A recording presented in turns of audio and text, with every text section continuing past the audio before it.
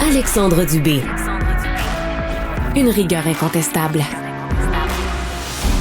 C'est décidément la première grosse tempête de l'hiver. Hein. Il était tombé, des petits centimètres à gauche et à droite, mais c'est un peu saupoudré, alors que là, ça tombe à un rythme quand même assez impressionnant de 4-5 centimètres à l'heure. C'est bien qu'il y a des accumulations là, qui pourraient aller jusqu'à 40-45 centimètres. D'ailleurs, au 187 Cube Radio, on est curieux de savoir chez vous, ça a l'air de quoi?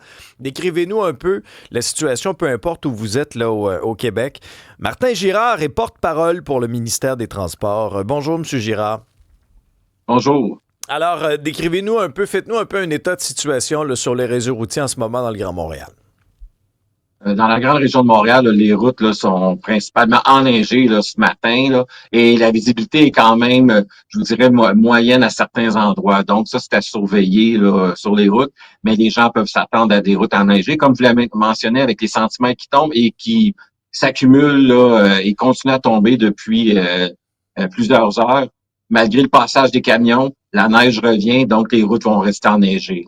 Quelle est votre stratégie à ce moment-là? Parce que lorsque c'est des quantités à l'heure aussi élevées que ça, comme automobiliste, on peut se dire, coudonc, ils n'ont pas passé, alors que moi, je les ai vus, les équipes, au cours des dernières heures. Je pense que vous êtes bien déployés. Décrivez-nous un peu concrètement sur le terrain comment se font ces opérations-là et la fréquence.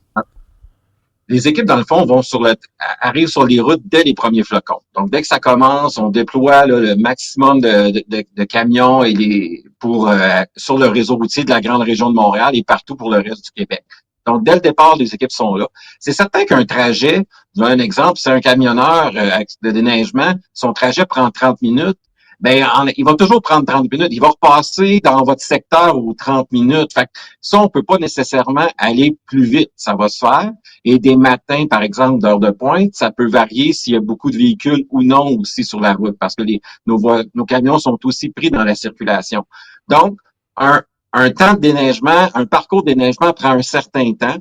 Comme je le mentionnais, si ça prend 30 minutes, en effet, il repasse aux 30 minutes, mais ça fait en sorte que pendant ces 30 minutes-là, il y a d'autres neiges qui ont continué à tomber là sur le secteur qui a été déneigé. On voit souvent des convois là, de 3-4 déneigeuses qui sont sur les principaux axes routiers, les principaux autoroutes. Parfois, comme automobiliste, on peut un peu s'impatienter derrière ça. Est-ce que là, c'est pas important de lancer un appel au calme, de laisser vos employés, vos équipes faire leur travail sur le terrain? Oui, en effet, là, les gens vont croiser. Là, les gens qui n'ont pas le choix de se déplacer aujourd'hui vont croiser beaucoup de camions sur les routes. En effet, garder une bonne distance avec les camions. Ils ont des angles morts plus importants que les véhicules en général. Et comme vous le mentionnez, si vous voyez 3-4 camions en même temps, essayez pas de passer là. Je vous dirais que c'est une manœuvre qui est très dangereuse. Il faut garder à l'esprit que les camionneurs là, déneigent les routes pour votre sécurité, sont là pour vous.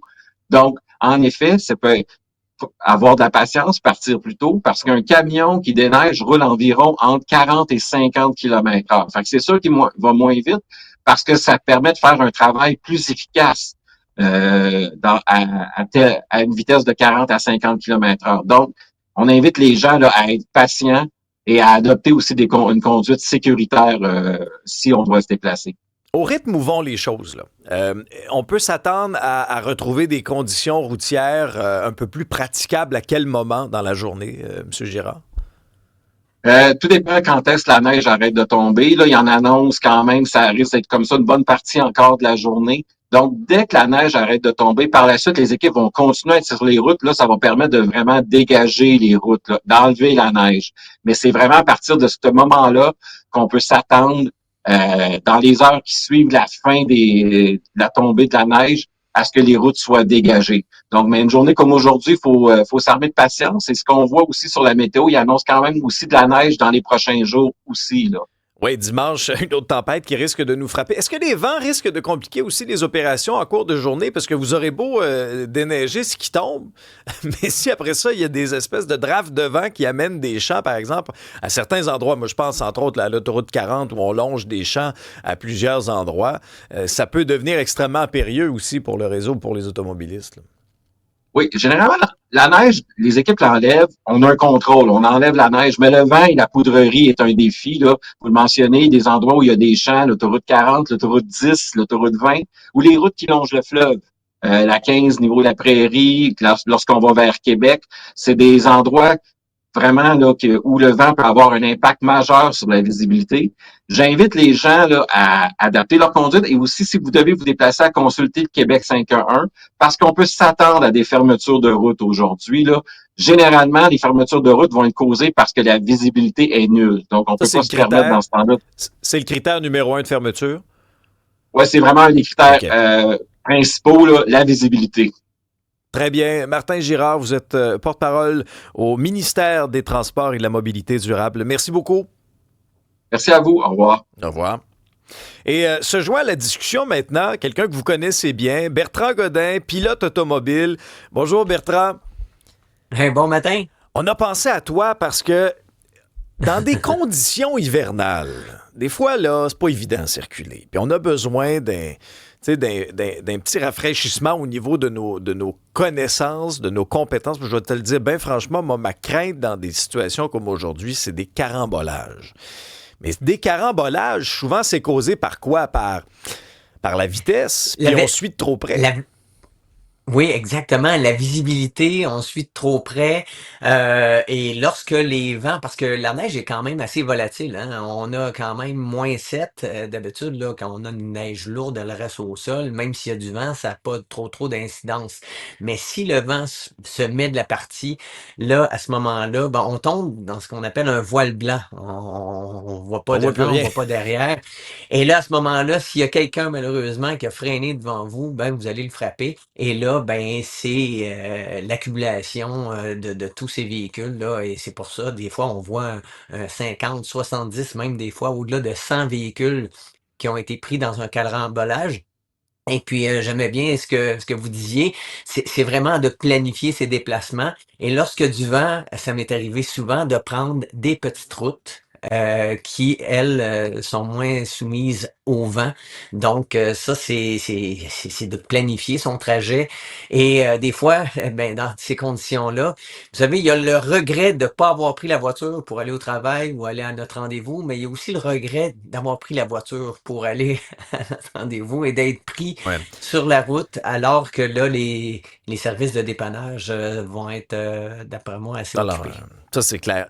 Bertrand, supposons qu'on est au volant, on n'a pas le choix de sortir aujourd'hui. Là. Bon. Puis là, on est face à une situation dangereuse. On n'a que quelques secondes pour réagir.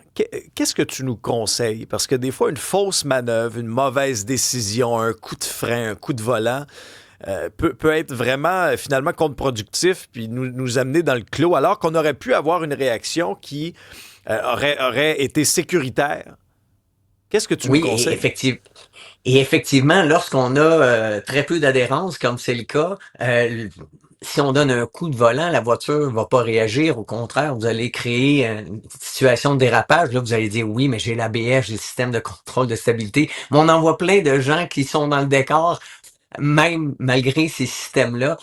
Donc, c'est d'y aller avec de la douceur. Et pour y aller avec de la douceur, ça demande de la distance, ça demande de l'attention. Déneiger votre véhicule, ça, c'est la clé. Puis on parlait tout à l'heure de suivre de trop près. Ben, vous savez, ben, la neige qui revole fait en sorte de diminuer la visibilité. Et quand ça, vous arrivez pour faire une manœuvre... On en voit encore des espèces d'igloo mobiles, Bertrand, malheureusement. Là. Moi, ça me dépense à chaque fois, je reviens pas sur les routes. Là. C'est la base de la conduite. La conduite, c'est la vision, c'est d'avoir le temps d'analyser pour pouvoir faire les choses. Et lorsqu'on voit des gens qui ne déneigent pas leur véhicule, et j'ai vu pire que ça, des gens partaient, déneigeaient pas leur véhicule, arrivaient sur l'autoroute, arrêtaient sur le bord de l'autoroute pour déneiger leur véhicule, ce qui est vraiment extrêmement dangereux. Écoutez, c'est courir après, c'est quasiment un suicide de faire cette manœuvre-là. Donc, c'est pourquoi que oui, déneiger. Bertrand, je suis soulagé de l'arrivée de mon collègue Benoît Dutrisac à la station. Il s'est rendu, Benoît, en un seul morceau. Bonjour, de peine et de misère. Es-tu sérieux? Salut, Bertrand. Ouais. As-tu un mot, Bertrand, un conseil pour nos amis au volant des puissants indestructibles pick-up. Il y en a deux qui ont ouais. failli me faire prendre le champ. Es-tu sérieux? À matin? Sérieusement, deux prix Nobel qui roulaient vraiment comme des fusées à bord de leur véhicule exemplaire. Y a-tu quelqu'un qui peut leur parler? Bertrand, toi, il t'écoute, il t'aime, là. Peux-tu faire quelque chose? Écoutez, c'est certain que souvent les gens réalisent pas à quel point les autres n'ont pas le même équipement. Donc, faut tenir compte des autres lorsqu'on conduit, comprendre leur réalité qui est pas nécessairement la vôtre. Non, mais C'est je parle certain pas des autres, lorsqu'on a un je parle des pick-up. pick-up. Là. Est-ce que Oui, quand tu embarques dans un pick-up, il y a une puce qui te rentre dans le corps, puis tu fais que tu roules en imbécile, ou c'est les vapeurs des coussins dans les sièges des pick-up qui font que ça alterne la réalité, ou c'est... Il y a quelque chose qui se passe. Ben, je te dirais, c'est simple. Du moment qu'ils pèsent sur l'accélérateur, qu'ils appuient sur l'accélérateur, à ce moment-là, ben, ils ont tellement de motricité que eux, ils se disent, ben, c'est pas si pire que ça. Donc, oui, ils vont rouler beaucoup plus rapidement. Le problème, c'est qu'ils n'ont pas plus d'adhérence au freinage. Et c'est la raison non? pour laquelle on en retrouve un paquet dans le décor. À un moment donné, c'est ça, ils vivent quelques expériences qui ramènent, ils ramènent dans le champ. Ça me fait plaisir.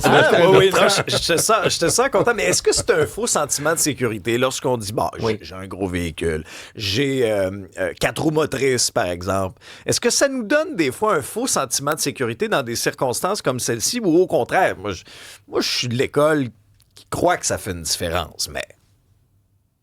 Mais c'est une perte de conscience de sécurité dans le sens où, oui, tu accélères, mais le freinage, tu n'en as pas plus. Pour ça, je dis tout le temps, quand vous voulez tester votre véhicule, personne derrière, personne devant, faites un essai de freinage. Et là, à ce moment-là où vous allez dire, OK, là, je comprends Mais disons la situation. à une vitesse acceptable, là, tu sais, on roule pas en fou aujourd'hui, là, faut pas. Mais est-ce que exemple, une bonne traction intégrale va faire une grosse différence dans des conditions comme celle-ci, des bons pneus d'hiver? Ça aussi, faut pas sous-estimer ça, des bons pneus d'hiver, là. J'en vois plein, moi, des gens qui roulent malheureusement avec des pneus, on dit souvent des pneus à la fesse, là, des pneus usés. C'est pour ça que faut se le dire, souvent les pick-up, ben ils ont des pneus des fois neige avec des gros crampons extrêmement profonds, donc va mordre dans la neige nettement mieux. Donc oui, ils vont rouler plus vite, puis c'est pas parce que tu as l'équipement pour pouvoir le faire qu'il faut que tu le fasses. T'es mieux de t'adapter aux autres. De toute façon, c'est vrai que ça va être beaucoup plus simple pour le conducteur de pick-up. Encore là, faut savoir que le pick-up, lorsqu'il n'y a pas de poids en arrière, l'arrière peut devenir instable. Chaque véhicule a ses forces et ses faiblesses. C'est pour ça que souvent, il y a des gens qui viennent d'acheter un pick-up. Là, ils se disent, ça y est, je suis équipé, mais n'ont pas tout à fait vécu des situations extrêmes avec leur véhicule. Et lorsqu'ils le découvrent, ben, des fois, ça coûte cher. Qu'est-ce qui est au-dessus? Moi, je pensais de m'acheter... Là, peux-tu appeler Mme Dutrisac sortir le financement de un cybertruck? Ah, tu vas pas acheter ça. Un Hummer, un char d'assaut. Tu veux dominer la route, là. Char d'assaut, j'aime pas ça. Ben, l'idéal, là, c'est d'avoir une déneigeuse. Là. C'est eux autres qui vont être les mieux aujourd'hui. C'est pas faux. Bertrand Godin, pilote automobile, merci pour les conseils dans des circonstances comme ça. C'est bien apprécié. Salut, Bertrand. Salut, là. Merci.